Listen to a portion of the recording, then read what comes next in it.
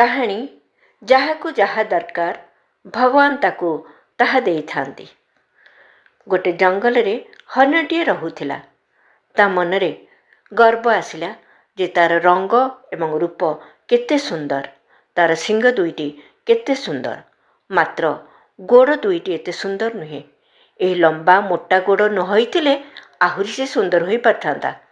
ଏହିପରି ଭାବି ଭାବି ପାଣି ପିଉଥିବା ସମୟରେ କାହୁଁ ଗୋଟେ କୁକୁର ଭୁକିବାର ଶବ୍ଦ ଶୁଣାଗଲା।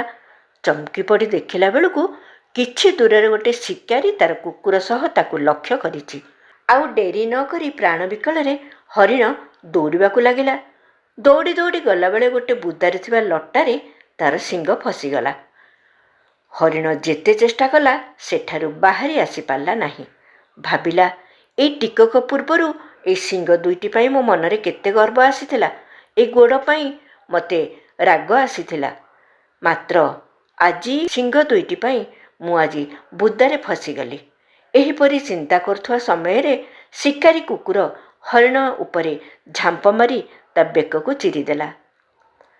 ହରିଣ ପରି ମନୁଷ୍ୟ ଯାହା ପାଖରେ ଥାଏ ତାର ମୂଲ୍ୟ ବୁଝି ନଥାଏ, ଆଉ ଯାହା ନଥାଏ ତାକୁ ସେ ଖୋଜି ବୁଲୁଥାଏ। ସର୍ବନ୍ୟାୟକାରୀ ଭଗବାନ ଯାହା ଦେଇଛନ୍ତି ତାହା ଅଦରକାରୀ ନୁହେଁ।